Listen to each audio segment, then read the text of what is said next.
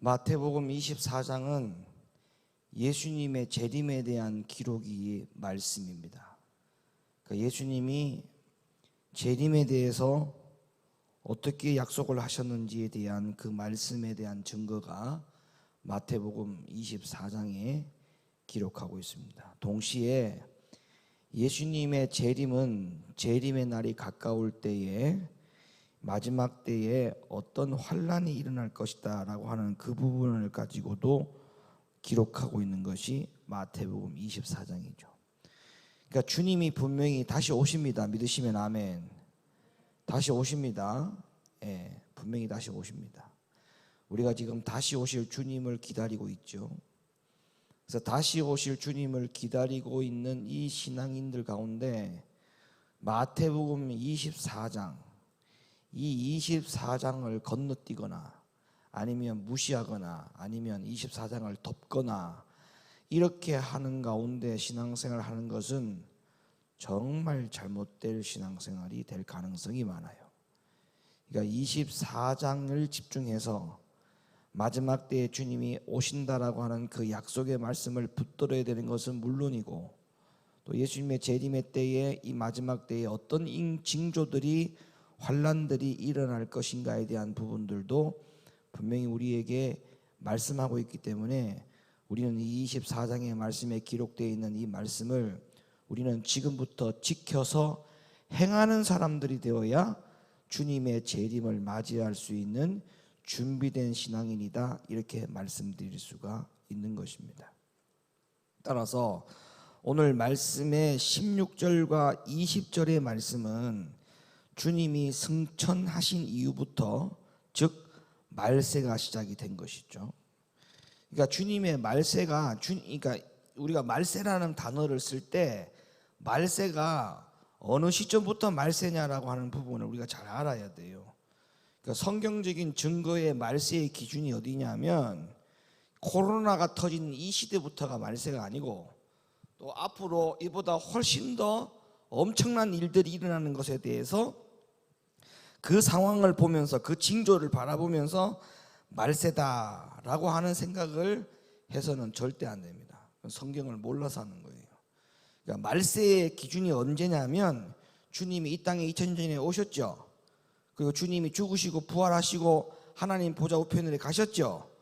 그때부터가 바로 말세의 시작이다라고 하는 이 사실에 대해서 우리는 이미 성경을 잘 알고 있기 때문에 제가 이렇게 이야기하면 여러분들은 다 어떤 말씀이 연결되어서 그때부터가 말세인지는 여러분 잘 알 겁니다. 계시록에 나오는 7 임봉을 떼기 위해서 그 임봉을 뗀 자가 책을 받아들이는 그 순간부터가 바로 말세의 시작이라 했으니까, 그 인을 떼는 그 뗄 수 있는 자격을 가진 자가 바로 누구냐면 예수님이죠. 예수님. 그죠? 그래서 우리가 그 말씀까지 다 연결이 되어서 제가 이렇게 척하면 여러분들이 척하는 태도들이 나와야 되는데, 이렇게까지 제가 설명 안 드려도 알겠죠? 왜 말세의 시작이 주님이 부활 승천하신 이후부터가 말세의 시작인지는 여러분이 잘 알고 계실 거라 생각합니다. 그래서 말세는 이미 언제부터 시작된 거예요? 대략적으로 시간적으로 우리가 표현을 하자면 2000년 전부터 말세는 이미 시작이 되었다. 그러니까 말세의 시작이 굉장히 지금 많은 시간이 흘렀단 말이에요. 그러니까 주님이 올 때가 다 되었다라고 하는 그 생각을 우리가 하고, 그러므로 더 깨어 있어야 되겠구나, 우리가 깨어 있지 않으면 안 되겠구나, 이런 신앙생활을 할 수가 있는 것이죠. 그래서 우리가 특별히 말세가 이미 시작되었고 마지막 때가 다 되었고 주님 오실 때가 다 되었다라고 하는 그 긴박한 상황 속에서 오늘 본문의 말씀을 들여다보면, 내가 진짜 이 마지막 시대에, 내가 마지막 때에 거기에 기준에 맞춰서 신앙생활을 하고 있는지, 주님 맞을 때를 준비하고 있는지 우리가 그걸 점검할 수가 있는데, 뭘 보고 그 기준을 삼을 수가 있느냐 하면 17절 말씀이에요. 17절 말씀, 마태복음 24장 17절 말씀을 봉독자가 읽어주시길 바랍니다. 지붕 위에 있는 자는 집 안에 있는 물건을 가질러 내려가지 말라. 아멘. 우리가 이 17절의 말씀을 지금 지키고 있어야 돼요. 말세가 시작되었어요. 될 것이다가 아니에요. 시작되었어요. 이미 시작되었다. 그리고 주님의 재림의 시간이 멀었다, 가까웠다. 그러니 주님께서 마태복음 24장을 통해 가지고 주님 오실 때가 다 되었으니까 우리 보고 뭘 준비하라 그랬단 말이에요. 뭘 준비. 그 준비에 대한 기준이 바로 뭐냐? 오늘 특별히 읽었던 17절 말씀해 보니까 뭐라고 했어요? 지붕 위에 있는 자는 뭐랬어요? 집 안으로 물건을 가지러 내려가지 마라. 요게 지금 주님이 오시기 직전에 우리에게 당부하시고 부탁하신 말씀이라는 겁니다. 그럼 우리가 지금 이 17절의 말씀을 지키고 있느냐 이 말이에요. 17절의 말씀을 지키고 있느냐. 청년들 17절 말씀을 지키고 있느냐고. 청년들, 집사님들, 권사님들 이 17절의 말씀을 지키고 있느냐 이 말이에요. 17절의 말씀. 자, 17절의 말씀을 지켜야 됩니다. 결론은. 아멘. 그럼 17절 말씀이 뭐냐면 지붕 위에 있는 자는 집 안에 있는 물건을 내려가지 마라 이렇게 말씀했어요. 그럼 이게 무슨 말인지를 알아야 될 거 아니에요. 자, 지붕이라고 하는 거는 별다른 의미를 가지지 않고 있기 때문에 오늘날 우리의 상황을 보면서 이게 지붕에 왜 올라갔고 또 지붕 위에 올라간 사람은 왜 내려올까 이렇게 쉽게 이해를 하지 못할 수가 있지만 예수님 당시의 사람들은 지붕에 올라갔었어요. 그럼 예수님 당시의 사람들은 왜 지붕에 올라갔느냐? 사도행전 10장 9절 말씀, 사도행전 10장 9절 말씀을 읽어주세요. 이튿날 저희가 행하여 성에 가까이 갔을 그때에 베드로가 기도하려고 지붕에 올라가니. 자, 지붕에 왜 올라갔다고요? 지붕에 왜 올라갔어요? 뭐 하려고? 기도하러 올라갔어요. 그러면 예수님께서 이 말씀을 하실 때는 예수님 당시의 상황을 가지고 이야기를 하셨겠죠. 맞죠? 그러니까 지붕 위에 올라간 자는 이라는 말은 기도하는 자는 이 말이에요. 기도하는 자는.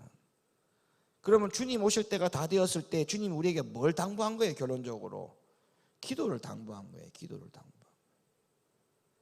오늘날 교회가 기도가 사라지고 있습니다. 기도가. 또 이렇게 이야기하면 또 이렇게 생각하는 사람들이 많아.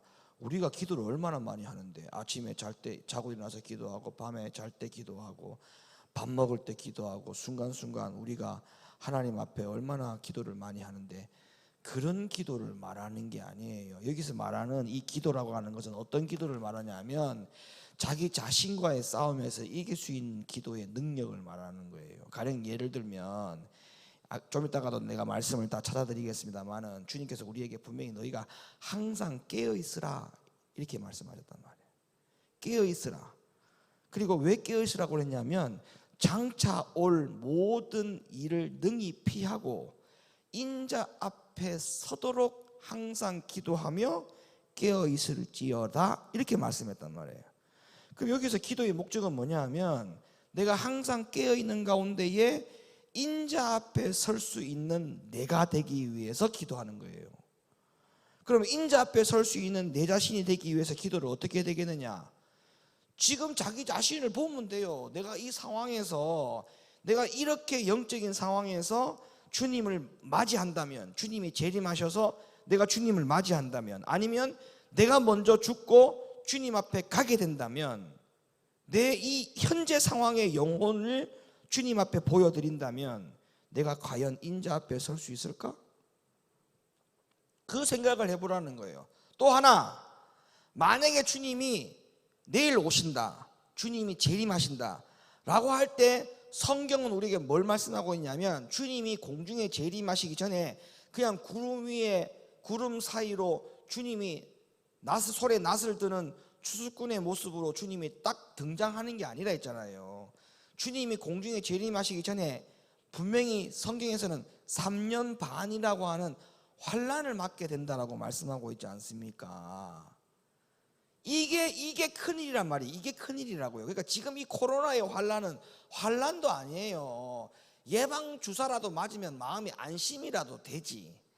근데 3년 반 환난을 맞게 되는 이 환난은 그 정도의 환난이 아니라니까요. 그 환난 때에 내가 주님의 이름을 지금처럼 주님을 부를 수 있겠느냐, 내 입으로 주님을 부를 수 있겠느냐라고 주님이 우리에게 묻는단 말이에요. 그 말은 무슨 말이냐 하면, 너무나 환난이 심해서 전부 다가 주님을 배반하고 지금은 내가 주의 이름을 부르지만 그때 가서는 주의 이름을 부를 자가 아무도 없다라고 성경은 우리에게 분명히 예고하고 있지 않습니까?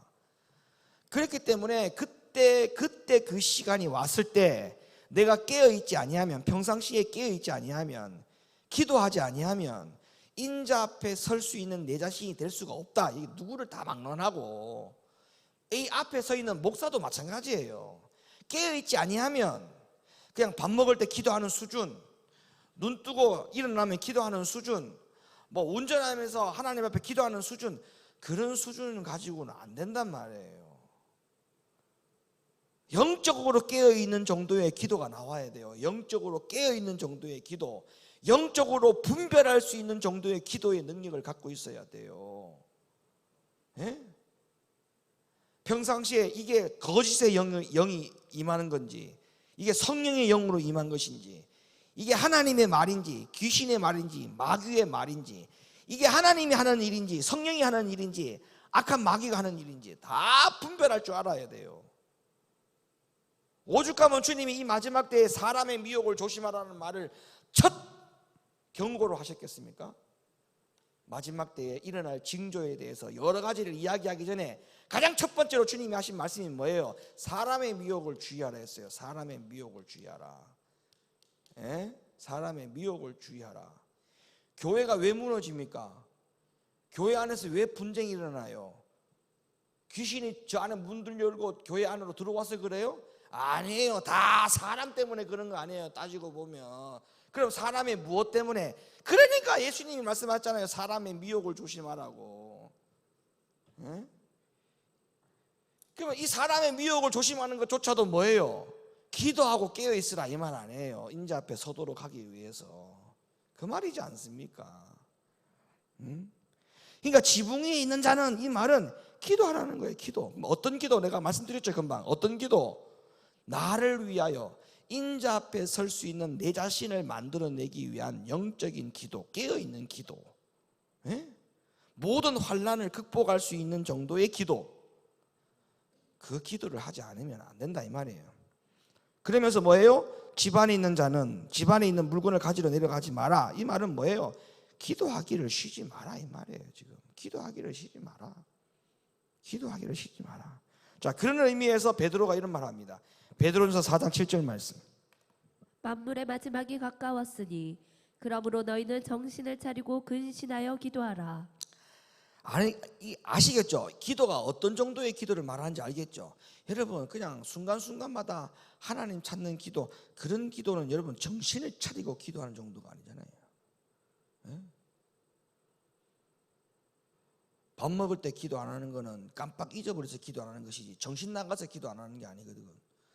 근데 정말 이 마지막 때가 가까워왔는데 기도 생활을 전혀 하지 않는다, 그건 정신 나간 거예요. 그건 정신 나간 거예요.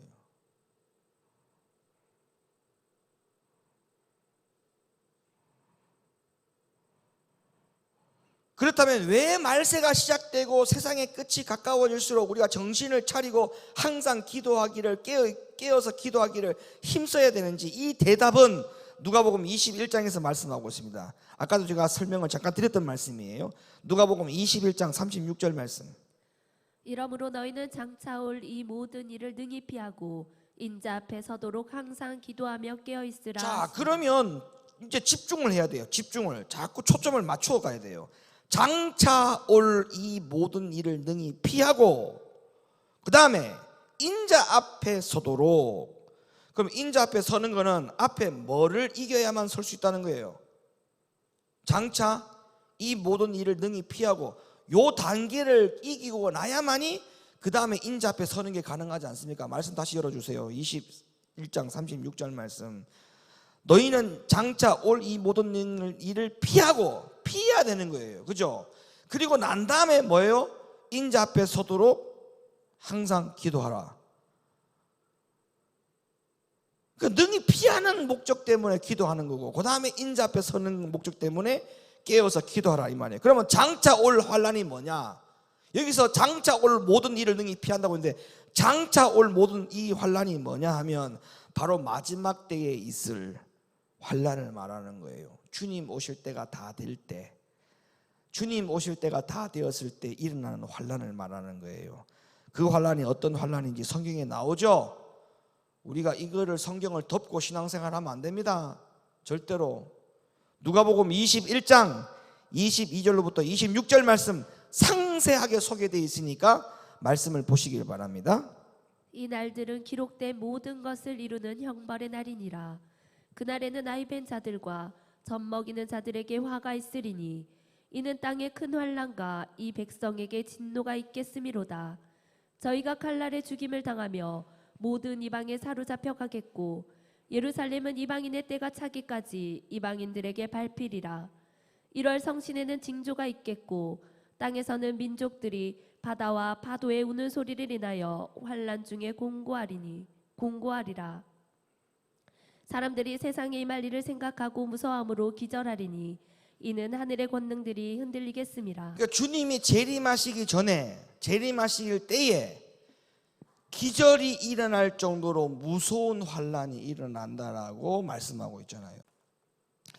기절할 만큼의 환란이라고 말합니다. 기절할 만큼의 환란.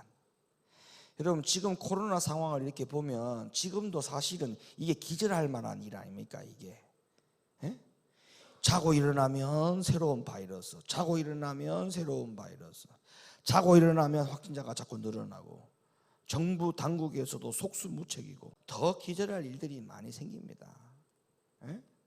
근데 지금 이 정도에도 교회를 뭐 오니 많이 예배들을 드리니 안 드리니 지금 이런 일이 벌어지고 있는데, 주님 오실 때가 다 되었을 때에 진짜 환난다운 환난이 올 때에 과연 그 시간에 주님을 찾을 자가 얼마나 될까? 불보듯 뻔합니다. 왜? 지금 상황에서도 이 정도인데 불보듯 뻔합니다. 자, 보세요. 그러니까 지금 사는 거를 그냥 사면 되는 게 아니에요. 그냥 사는 게 중요한 게 아니에요. 누가복음 21장 22절 26절 말씀을 읽으셨는데 거기 가장 서두에 뭐라고 말했습니까? 이렇게 말합니다. 그날에는 아이벤 자들과 젖먹이는 자들에게 화가 있으리니. 이렇게 시작을 하죠. 젖먹이는 자들과 아이벤 자들에게 화가 있어. 그럼 뭐 임산부들 하나님께서 다 전부 다 저주한다 이 말이냐? 그 말이 아니에요. 이건 다 영적인 말씀이에요. 영적 상황을 말하는 거거든요. 아이벤 자들과 젖먹이는 자들에게 화가 있으리니, 이 말은 무슨 말이냐면 청년의 때에는 열심을 가지죠. 청년의 때는 열심을 합니다. 근데 청년의 때에서 이제 시집가고 장가를 가면 애를 놓죠. 그러면 이제 그게 애 때문에 그 청년 때의 열심이 이제 그 열정들이 어떻게 돼요? 이게 식잖아요.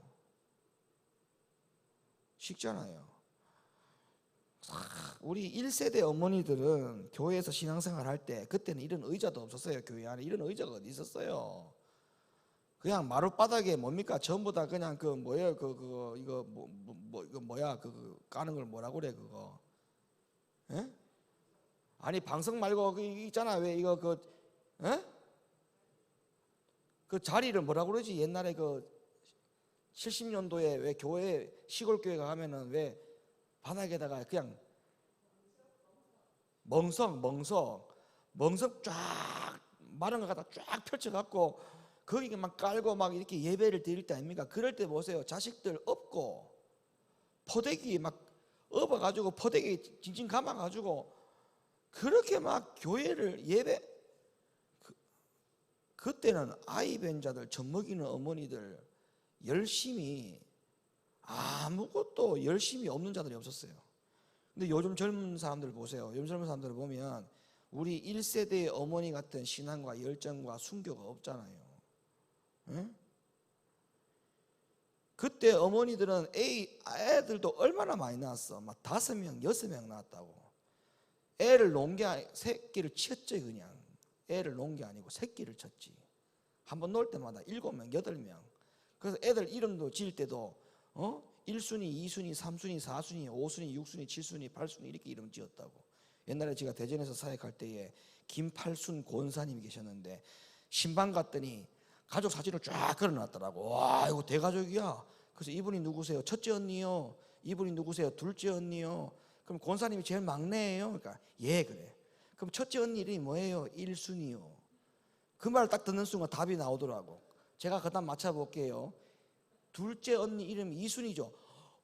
전사님 어떻게 알았어요? 내가 더 맞춰볼까요? 권사님 바로 앞에 7번째 언니 이름이 7순위죠. 우와, 전사님 신기해요. 내가 말하지 않는데 어떻게 알았어요? 이렇게 말하더라고. 그렇게 많이 놓고 자녀들을 그렇게 키워도 신앙생활에 흔들림이나 흐트림이 없었어. 근데 지금 젊은이들을 보면 아이 한 명 가지고도 신앙생활에 굉장한 방해를 받고 있습니다. 방해를. 특히 할머니들도 조심하셔야 돼.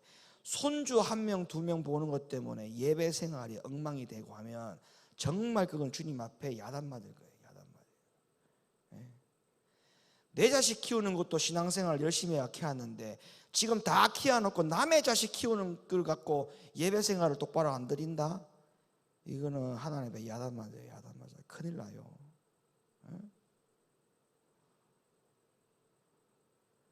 지금 그런 일들이 벌어지는 것에 대한 것을 종합적으로 이야기하면 이건 영적으로 뭘 이야기하느냐? 따라합시다. 나태함. 뭐라고요? 나태함. 여러분, 우리가 영적인 모든 공통점이 여기 다 속하는 거예요. 영적인 나태함이 생길 때에 우리는 이 환난 때에 못 이기는 겁니다. 그러니까 뭐예요? 이 영적인 나태함을 없애기 위해서 뭘 하는 거예요? 주님이 뭘 당부한 거예요? 기도하라. 기도하라. 여러분 명심하세요. 지금 이 세상 살면서 그냥 사시던 대로 살면 안 된다는 것만 알고 계시면 됩니다. 왜? 지금 이 시대가 그냥 살면 되는 시대가 아니에요. 마지막 환난의 때가 시작되는 시작입니다. 그것만 알고 계시면 돼요. 그리고 더 중요한 거는 주님 오실 때가 가까웠다. 가까웠다. 그래서 깨어서 기도하지 않는 자는 그 결과 영적으로 깨어있지 아니하면 절대 주님 오실 때가 다 되었을 때 일어나는 기가 막힐 만한 이 환난이 일어날 때에 주님 앞에 설 수 없게 된다는 사실을 기억하셔야 됩니다. 자, 환난 앞에 기도했던 예수님의 모습과 환난 앞에 기도하지 않았던 베드로와 제자들의 모습을 보면 우리는 대략 짐작할 수 있어요. 야, 내가 이 기도하지 않았던 환난 전에 기도하지 않았던 베드로와 제자들의 모습을 내가 닮아갔다가는 이런 모습이 내 모습이 될 수 있겠구나, 이렇게 알아셔야 돼요. 근데 환난 전에 기도했던 예수님의 모습을 우리가 본받게 되면 환난이 올 때에 나도 예수님처럼 이길 수 있겠구나, 이런 답을 우리가 내릴 수가 있는 거죠. 자, 하루는 예수님이 베드로와 야고보와 요한을 데리고 산에 올라갔습니다. 왜 올라간 줄 알죠? 예수님이 곧 환난이 닥쳐올 것을 아셨기 때문에. 그 환난이라고 하는 것은 예수님이 곧 십자가에 달려 못 박혀 죽으시는 환난을 뜻하는 것입니다. 이제 그 시간과 그 때가 다 왔다는 것을 예수님이 아셨던 거예요. 그래서 그 환난을 이기기 위해서 이 십자가를 짊어지는 이 일을 아버지의 뜻이었기 때문에 그 환난을 내가 당하기 위해서, 받기 위해서는, 순종하기 위해서는 그 환난을 이겨야 될 거 아닙니까? 십자가를 내팽개친다든지 아니면 그 예수님이 하나님의 능력을 가지고 예수님을 잡으러 오려고 하는 대제사장들과 장로들을 그냥 천둥번개를 일으켜 가지고 땅을 지진을 일으켜 가지고 그냥 막 산이 덮든지 땅이 덮든지 바다가 덮든지 그런 능력을 얼마든지 주님이 하실 수 있잖아요. 그럼에도 불구하고 그걸 다 뒤로 하고 모든 육신의 고통을 다 받으셔야 되는 그 환난, 극한 환난, 이 환난의 시간이 다 왔다는 걸 예수님이 아시고 예수님의 제자들 가운데 베드로와 오늘날로 말하면 여러분이 수제자지 않습니까? 여러분들 중에 누구를 데리고 산에 올라간 거예요, 주님이. 그 누구가 나라고 한번 생각해봐. 이 말씀을 들으면서. 예? 자, 올라갔어요. 예수님이 기도하라 했어요. 베드로와 야고보와 요한은 뭐 늘 기도하는 기도인데 뭐 오늘따라 이렇게 특별히 예수님 기도하라고 그러지? 그 기도를 일단 했어요. 한참 예수님 입장에서는 환난이 뭔지를 알기 때문에, 어떤 환난을 당하게 될 것인 걸 알기 때문에 땀방울이 핏방울이 될 만큼 기도하셨다. 성경은 그렇게 말합니다. 맞죠? 제가 지어낸 이야기 아니죠. 그런데 제자들이 뭘 하는가 봤더니, 따라합시다. 자빠져 자고 있다. 자빠져 자고 있는 겨. 이 환난을 이기기 위해서 기도하라고 했는데 고이 주무시고 계시는 거야. 누가복음 22장 44절부터 46절 말씀 한번 읽어보세요. 주님이 뭐라고 말씀하시는지. 예수께서 힘쓰고 애써 더욱 간절히 기도하시니 땀이 땅에 떨어지는 핏방울같이 되더라. 기도 위에 일어나 제자들에게 가서 슬픔을 인하여 잠든 것을 보시고 이르시되 어찌하여 자느냐, 시험에 들지 않게 일어나 기도하라 하시니라. 주님이 책망을 하신 거예요. 그리고 너무너무 마음이 아프셨던 거야. 어찌하여 자느냐, 시험에 들지 않게 일어나 기도하라. 근데 그 결과가 어떻게 되었어요? 자, 결과가 어떻게 됐는가를 봅시다. 결과가, 자, 환난이 닥쳐왔죠. 다시 말하면 예수님이 십자가에 달려 돌아가시는 그 과정을 밟게 됐죠. 채찍에 맞습니다. 최고의 형벌인 십자가에 못 박혀 달리셨습니다. 십자가를 짊어지고 가십니다. 자, 그럴 때에 닥쳐올 환난 속에 깨어있지 못하고 결국 기도하지 않았던 그 베드로를 비롯한 제자들이 어떤 일이 벌어지는가를 보세요. 베드로는 예수님이 잡혀가시게 되자 예수님의 제자라는 이유만으로 자기 자신도 함께 싸잡아가지고 어떤 피해를 입을까봐, 잡혀갈까봐 두려워서 계집종 앞에서 예수님을 맹세하여 나는 저자가 누구인지를 모른다라는 부인을 합니다. 예? 그러니까 여러분들 중에 환난을 준비하지 못하는 기도 생활을 하지 않고 깨어있지 못한다. 그러면 이 환난이 앞으로 올 때에 그 베드로의 모습이 오늘날 저와 여러분의 모습이 될 수 있는 가능성이 많다는 걸 알아야 돼요. 그러니까 그냥 살면 안 돼요. 지금 그냥 사는 게 안 된다고. 그냥 신앙생활 해서는 안 된다는 겁니다, 여러분들. 예? 자, 베드로가 뭐라고 말하는가 보세요. 마태복음 26장 72절. 베드로가 맹세하고 또 부인하여 가로되 내가 그 사람을 알지 못하노라 하더라. 여러분, 이 사람이 누굽니까? 이렇게 말하는 사람이 지금 누굽니까? 베드로예요. 베드로. 세상에 이 베드로가 주님 앞에 나는 저자가 누구인지 모른다라고 말하고 있어요, 지금. 그럼 베드로는 끝내 환난이 닥쳐왔을 때에 깨어서 있지 못했기 때문에 주님을 3번이나 부인을 하고 도망가 버렸어요. 그러니까 마지막 환난의 때에 네가 지금 주의 이름을 부르고 있는 그 이름을 부르는 그 신앙을 그때도 고백할 수 있겠느냐? 그게 진짜 일어날 수 있는 이야기이기 때문에 주님이 경고하신 거예요, 여러분들. 지금은 주님의 이름을 부르죠. 지금 부르고 있죠, 다들. 지금 부르고 있는 그 주의 이름을 나중에는 부를 수 있겠느냐 이 말이에요. 부를 수 없을 수 있다 이 말이에요. 베드로가 지금 그런 일이 벌어졌지 않습니까? 베드로가 뭐라 했습니까? 주님을 누가 잡으러 온단 말입니까? 감히 주님 걱정하지 마십시오. 만약에 누가 주님을 붙잡으러 온다고 하면 제가 나서겠습니다. 제가 나서겠습니다. 주님이 하시는 말씀이 사탄아 물러가라. 왜 그렇게 말씀하셨어요? 왜 하나님 아버지의 뜻을 내가 이행하려고 하는데 네가 왜 그 뜻을 이행하지 못하려고 하느냐? 다시 말하면 베드로는 끝까지 말귀를 못 알아들었어요.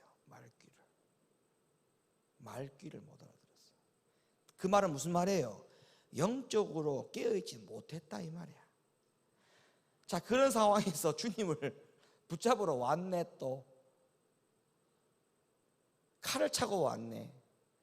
베드로가 감히 너가 뭔데 예수님을 잡으러 가려고 하느냐고 말고의 허리에 차있던 칼을 뽑아가지고 그냥 내리쳤는데 말고의 귀가 툭 떨어져 버렸어.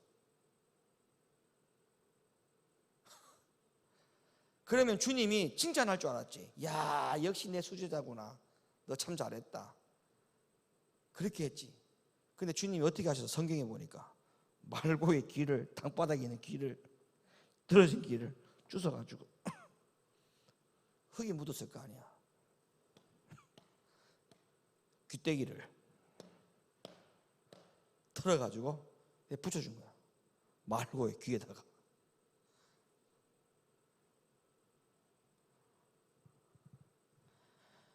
깨어있지 못한 베드로의 모습이 여기까지 최후를 맞습니다. 그리고 나서 네가 닭 울기 전에 3번 울기 전에 네가 나를 부인한다. 진짜 3번 주님을 부인합니다. 그때 베드로가 이제 정신을 차리는 거예요. 주님이 지금까지 하셨던 말씀이 이제 기억이 나고 생각이 나고 깨달아지는 거예요. 그때 베드로가 훗날에 그의 서신에서 신약 성경에 나오는 베드로 전후서라든지 베드로가 쓴 서신을 통해 가지고 베드로가 이렇게 말합니다. 베드로전서 4장 7절 말씀. 만물의 마지막이 가까웠으니 그러므로 너희는 정신을 차리고 근신하여 기도하라. 보세요. 이제 이 말을 하는 거예요. 본인이. 왜? 본인이 뭔 말인지를 이제 깨달았거든. 만물의 마지막에 가까웠으니 그러므로 너희는 정신을 차리고 근신하여 깨어 있어라. 기도하라. 깨어 기도하라. 정신을 차리고 깨어 기도하라.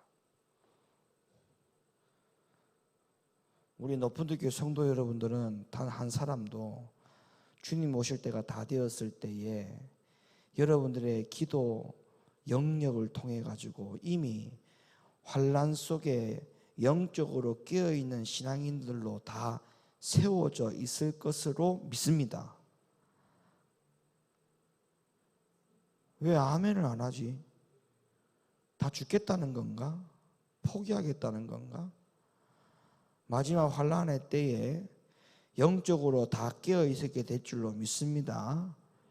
지금 여러분들이 부르고 있는 주의 이름을 그때 가서도 부르게 될 것이라고 확신합니다.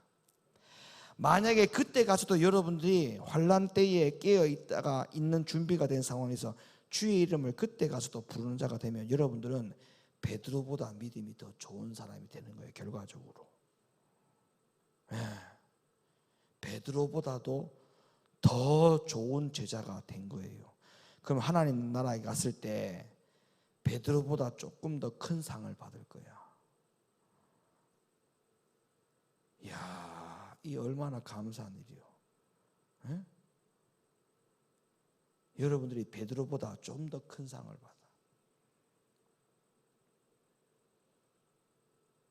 성경은 우리에게 거울이 된다고 했잖아요. 거울이. 이 하나님의 말씀을 통해서 과거의 어떠한 믿음의 선진들이 실패했던 부분들의 모습을 보면서 우리가 그걸 교훈을 삼아가지고 나는 이렇게 하면 안 되겠구나 라고 하는 것을 익히 알게 되잖아요. 이게 얼마나 여러분 신앙생활에 감사한 일입니까? 그럼에도 불구하고 이거를 성경을 다 덮고 신앙생활하고 있으니 이 얼마나 신앙생활의 영적인 무지함으로 신앙생활하는 것이라고 말을 어떻게 안 할 수가 있겠냐 이 말이에요. 에? 그러니까 여기서 기도하라. 지붕에 있는 자는 집안에 있는 물건을 가져 내려오지 말라고 하는 이 마태복음 24장 17절의 말씀은 너무나 중요한 거예요. 너무나 중요한 건데 여기서 말하는 기도라고 하는 것은 어떤 기도? 환난을 이기기 위해서 깨어 있을 정도의 기도를 말하는 거라고 하는 사실을 분명히 말씀을 드렸습니다. 아멘. 기도가 얼마나 좋은 건지 말씀드릴게요. 마태복음 7장 7절. 구하라 그러면 너희에게 주실 것이요 찾으라 그러면 찾을 것이요 문을 두드리라 그러면 너희에게 열릴 것이니 11절. 너희가 악한 자라도 좋은 것으로 자식에게 줄 알거든 하물며 하늘에 계신 너희 아버지께서 구하는 자에게 좋은 것으로 주시지 않겠느냐. 좋은 것 준다고 했어요. 좋은 것. 누가복음 11장 9절로부터 13절. 내가 또 너희에게 이르노니 구하라 그러면 너희에게 주실 것이요 찾으라 그러면 찾을 것이요 문을 두드리라 그러면 너희에게 열릴 것이니. 그 다음에 13절의 말씀에 보면 아까 마태복음 7장 11절에 좋은 것을 주신다 했던 그 좋은 것이 무엇으로 바뀌어서 표현되었는지를 보세요. 13절. 너희가 악할지라도 좋은 것을 자식에게 줄 알거든 하물며 너희 천부께서 구하는 자에게 성령을 주시지 않겠느냐 하시니라. 아멘. 그러니까 오늘날 우리가 구해야 되는 게 뭐냐? 우리가 오늘날 마태복음 7장 7절을 가지고 많은 이야기들을 합니다. 구하라 너희에게 주실 것이요 찾으라 찾을 것이요 두드리라 너희에게 열린다. 우리는 이 말씀 붙들고 막 기도합니다. 주여 문제가 많습니다. 문제를 풀어 주시옵소서. 구하는 자에게 주님 주신다고 했지 않습니까? 찾는 자에게 찾게 해주신다고 했지 않습니까? 문을 두드린 자에게 열리게 주신다고 했지 않습니까? 주여 응답하여 주시옵소서라고 기도를 합니다. 물론 그런 기도도 중요합니다. 근데 이 마태복음 7장 7절의 기도는 그 기도를 하라는 게 아니고 너희에게 좋은 것을 주신다고 했어요. 좋은 것. 그 좋은 것이 뭐라 했어요? 성령을 주신다 했어요. 성령. 그러면 성령을 구하는 자가 돼야죠. 그러면 성령의 능력을 구하라 했어요. 성령을 구하라 했어요. 성령을 구하라 했어요. 근데 왜 성령의 능력을 자꾸 구합니까? 또 성령의 은사를 왜 구합니까? 성령의 은사와 성령의 능력을 구하라고 하지 않고 성령을 구하라 했잖아요. 그러면 성령을 구하라는 말, 성령 충만이라는 말을 했지. 내가 지난주에 분명히 말씀드렸죠. 성령 충만이라는 이 단어를 절대 오해하면 안 된다. 성령 충만이라고 하는 것은 성령의 은사 충만이 아니에요. 성령 충만이라고 하는 것은 성령을 필요로 하는 그 필요에 대한 필요성을 충만히 가져라 이 말이에요. 성령을 필요로 하는 사람이 되라. 성령을 필요로 하는 그 능력, 그 필요성이 더욱더 충만한 사람이 되라. 그게 성령 충만이에요. 지금 이 말씀도 성령을 구하라 말하는 것은 성령의 은사와 능력을 구하라는 말이 아니에요. 하나님 나에게도 성령 방언 통변의 은사, 예언의 은사, 영분별의 은사를 주시옵소서. 그 성령을 구하라는 게 아니에요. 성령을 구하라 했어요. 성령. 그럼 성령을 구하라는 말이 뭐예요? 성령을 필요로 하는 사람이 되라 이 말이에요. 성령을 필요로 하는 사람이 되라. 성령을 필요로 하는 사람이 되면 성령을 구할 때마다 성령을 필요로 하는 사람으로 구하게 되면은 벌써 여러분들 마음의 양심에 답이 내려져요. 답이. 자기가 지금 신앙생활 하면서 불순종하고 있단 말이야. 불순종. 자, 불순종하고 있는데 자, 성령을 구하라고 했어. 그럼 성령을 구하는 기도를 할 거 아닙니까? 불순종하는 자가 성령을 구할 거 아닙니까? 그러면 불순종하는 자가 기도해서 성령을 구하는 기도를 하게 되면은 답이 나올 거 아니에요. 성령을 필요로 하는 사람으로 구하는 사람이 되는 거니까 답이 나올 거 아닙니까? 야, 순종해라. 답이 나온다니까요. 답이 나와요. 성령을 필요로 하는 사람으로 기도하기 때문에 불순종하는 자가 성령을 구하게 되면 순종하는 사람으로 바뀌어야 될 필요성을 느끼는 거지요. 아니, 불평하는 사람이 기도해봐요. 불평하는 사람이 성령을 구하는 기도를 해보시라고요. 성령께서 답을 주신다니까요. 불평하지 말고 감사해라. 아니, 누구와 지금 원수가 있어. 원수. 원수지간을 지키세요. 원수지간. 부모와 자식 간에, 자식과 자식 간에, 친구와 친구 간에, 이웃과 이웃 간에 원수로 지내. 원수로. 교회 안에 교회와 목사님과 성도 간에, 교회와 교인의 교인 안에 원수로 지내. 원수 지낸 자가 성령을 구하는 기도를 해보세요. 답이 있어. 답이. 그 원수를 미워하라는 답을 하지 않고 뭐라고 말해? 용서하고 덮어주고 사랑하고 이해해라.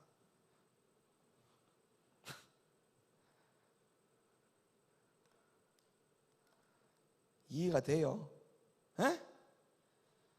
좋은 것 주시지 않겠느냐? 성령을 주시지 않겠느냐? 성령을 구하는 사람이 되어야 돼요. 성령을. 에? 성령을 구하는 사람이 돼야죠. 그러니까 결론이 뭐예요? 주님 오실 때가 다 되었다. 재림의 시간이 가까울수록 우리는 뭘 준비하라? 마태복음 24장 17절에 주님이 하신 말씀, 지붕에 올라가 있는 자는 집안에 있는 물건을 가지러 내려오지 마라. 무슨 말이다? 기도하라. 어떤 기도? 어떤 기도? 목사님이 지금까지 뭐래? 어떤 기도? 어떤 기도? 항상 깨어있고 마지막 때에 환난이 왔을 때에 넘어지지 않도록 준비되어 있는 사람으로 서기 위해서, 인자 앞에 설 수 있는 사람이 되기 위해서. 에? 그런 기도. 에? 사람의 미혹에 전부 다 넘어가가지고 지금도 지금 막 그냥 넘어질까 말까, 에? 영적으로 이런 사람들 지금도 아무런 환난도 안 일어났는데 자기가 벌써 스스로 시험에 빠져가지고, 시험의 올무리에 빠져가지고, 교회 안에서 시험에 빠져가지고 스스로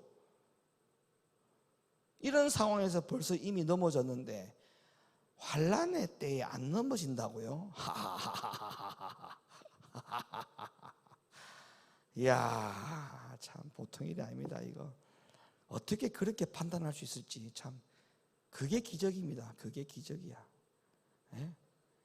지금도 교회 안에서 환난은 그렇게 큰 환난도 아닌데 본인 스스로가 오해를 하고 시험에 빠져갖고 지금 있는데 교회를 오니 많이 하는 그런 상황인데, 앞으로 주님 오실 때가 있는 기절초봉할 일들의 환난 속에 내가 시험 안 당하고 정말 큰일 납니다.